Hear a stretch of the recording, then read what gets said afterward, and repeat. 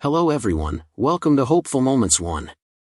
Today, we will listen to a story about the issue of power in the workplace, especially when someone holds political power or comes from a family of influence, making them untouchable. This story also reflects how someone can abuse their power, bully subordinates, and evade responsibility.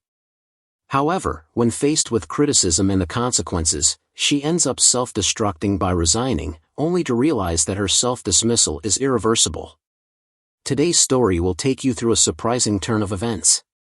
Shannon couldn't foresee that her resignation would lead to serious and irreversible consequences, creating a major turning point in the story. If you find this story interesting and full of valuable lessons, don't forget to like, share, and subscribe for more meaningful lessons. This is not my story, but I had the chance to witness it all in its full glory because I used to work for one of the people involved. This opening line is crucial as it not only sets the narrator's relationship with the event but also creates curiosity for the reader. Emphasizing that this is not the narrator's personal story but an event they witnessed lends a sense of objectivity and credibility to the narrative. At the same time, it makes the reader wonder whether this is an important event or just a common workplace experience. Many years ago, I worked at a government agency where my boss was a political appointee. Her mother was a powerful figure in our governor's party and helped her daughter secure a political position, which meant she had some influence. Introducing Shannon into the story from the beginning through a description of her family's political connections clearly portrays her power and the reason why she could hold her position despite lacking competence. The link between Shannon and her mother, a powerful figure in the party, not only got her the job but also created an unjust situation where others couldn't fire her, even though she was underqualified. Shannon was terrible at her job. Not at all. She was frequently absent from the office due to meetings, for example, 2-hour lunches, coffee with friends, some shopping. This sentence not only highlights Shannon's laziness and lack of professionalism but also reflects a reprehensible habit in the workplace, using power to avoid responsibility. The description of informal meetings also clarifies that Shannon was using this time to enjoy her personal life instead of working properly. She was also a bully and a tyrant. She bullied her staff and frequently threatened to fire people to make them do what she wanted. Shannon's transformation from an incompetent person to a bully highlights the contradiction in her role, someone lacking ability but using power to oppress subordinates. This tyrannical personality made her a villain in the eyes of her staff. And she was not liked throughout the entire building. This was a large agency, so to have a building where almost everyone disliked you, it must have been no easy feat.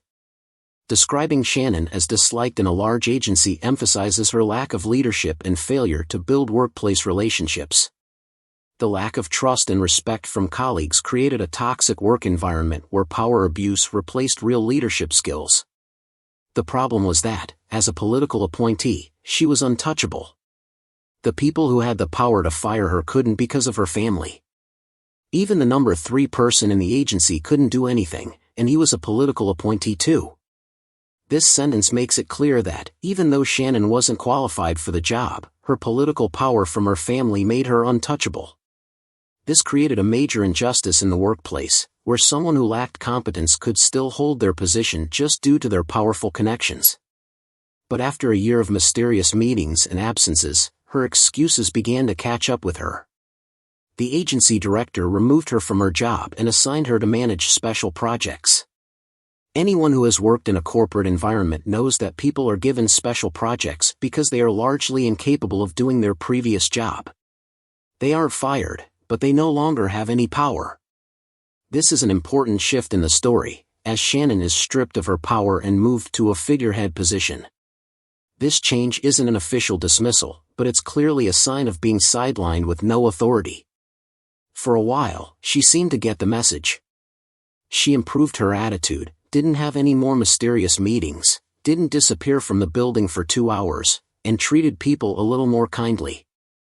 This paragraph begins a phase where it seems Shannon has recognized her mistakes and is attempting to correct her behavior.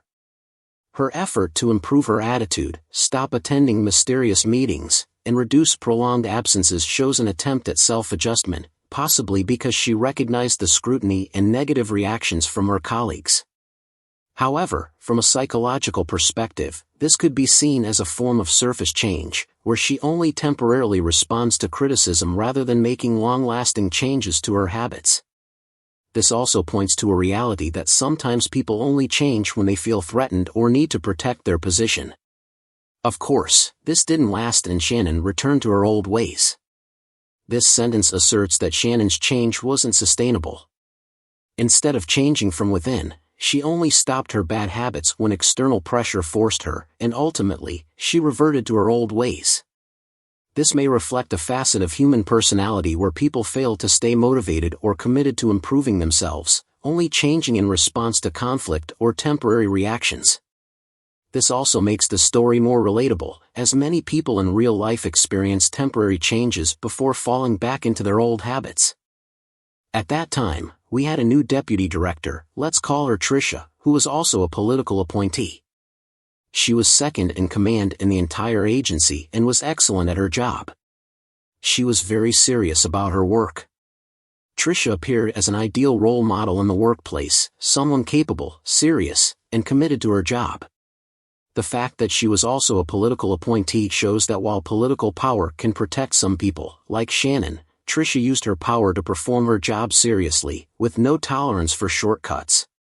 Describing Tricia as excellent at her job creates a stark contrast with Shannon, highlighting the difference in their approach to work.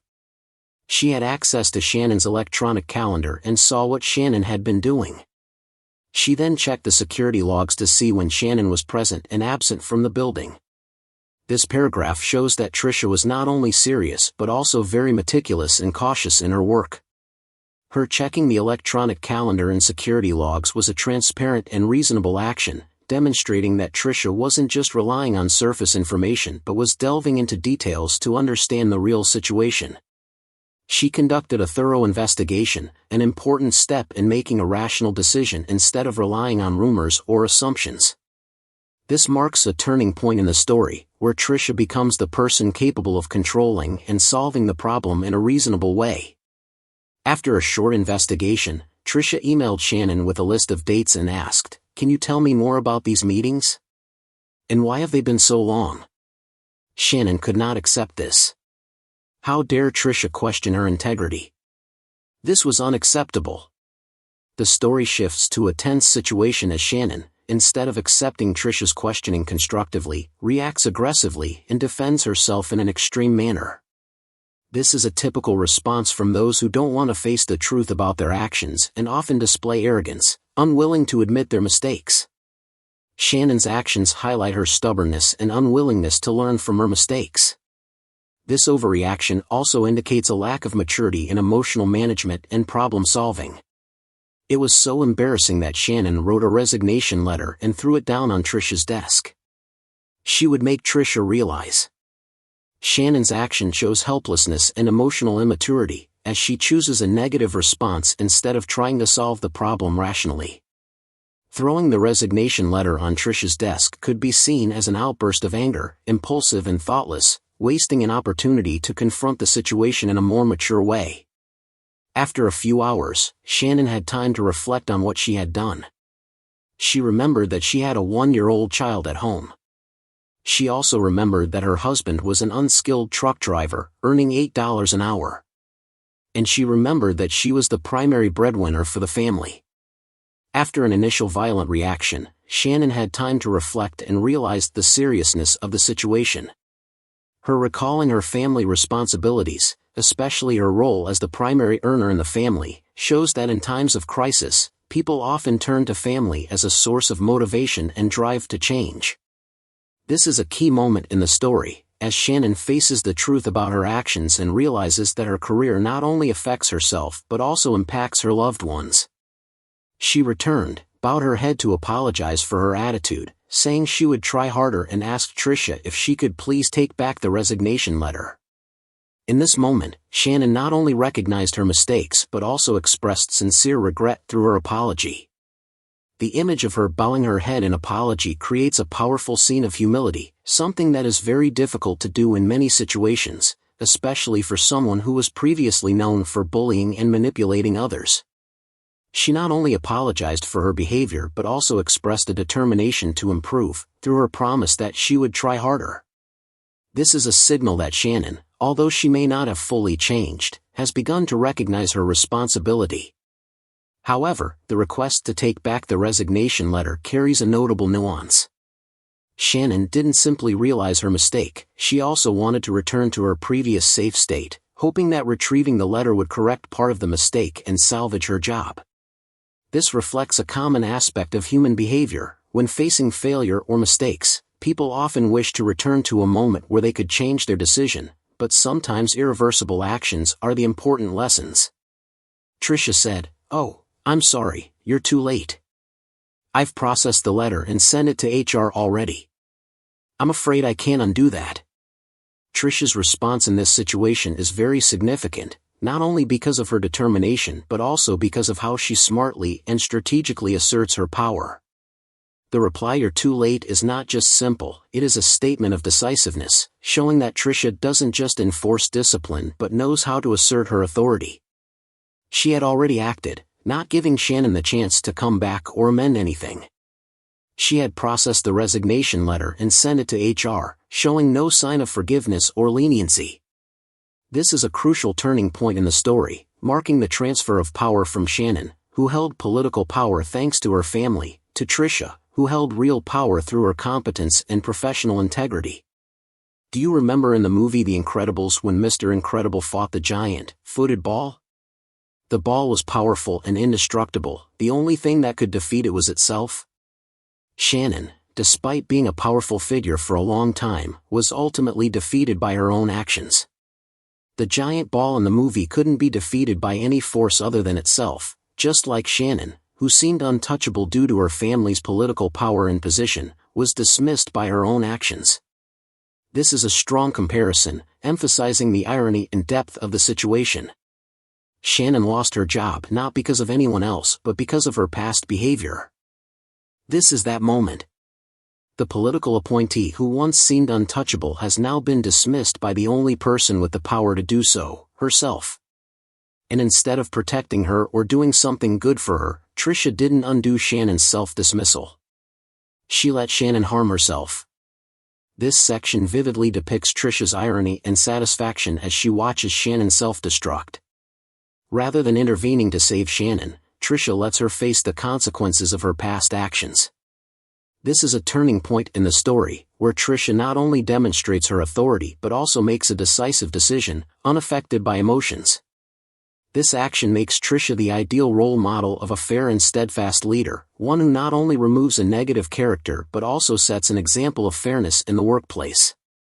As news of Shannon's self-dismissal spreads throughout the building, you can hear exclamations like "What? Are you serious?" followed by loud laughter as each person hears the story. The reaction of those around her upon hearing the news of Shannon's self-dismissal is an important part of clarifying the emotions of the people. The surprise and joy of the colleagues show the level of stress and the misery they had to endure while working with Shannon. The loud laughter and surprised questions indicate that this is a major turning point, not only because of the sudden change in leadership but also because of the relief and satisfaction of those who had suffered under Shannon's bullying and negative attitude. This also reflects an important psychological factor. When a powerful figure is removed, those beneath them often feel a great sense of relief and happiness, as it marks the end of a stressful period. Shannon is gone, and the people who had to work with her are now happier than ever in that job. The story's conclusion is a liberating and victorious outcome for those who had to work under Shannon's leadership. Her departure marks the end of a series of tense days and signals the return of fairness in the workplace. Those around her, after all the patient efforts and hope for change, finally enjoy the joy and peace of not having to work with Shannon anymore. The story of Shannon and Tricia is a clear testament to the power of decisiveness and responsibility in the workplace. Despite Shannon's political privileges and family influence, it was ultimately her thoughtless actions and disrespectful attitude towards others that led to her dismissal. Tricia, with her professionalism and determination, not only helped remove a negative influence but also restored fairness to the company. The lesson from this story is, career advancement and power cannot replace personal ability and integrity. No matter how much power you have, if you don't know how to maintain respect and work hard, you will lose your own opportunities. At the same time, decisiveness and fairness in the workplace must always be prioritized to create a healthy and effective working environment. The advice for Shannon is, before trying to change or blame circumstances, you need to confront yourself and reevaluate your actions. Power and position are not the only things that create lasting success. Attitude, respect, and commitment to work are the deciding factors. Your dismissal is not the result of circumstances but the consequence of the irresponsibility and negative attitude you displayed. To change, you must learn to listen, be humble, and improve yourself, rather than relying on family power or political connections.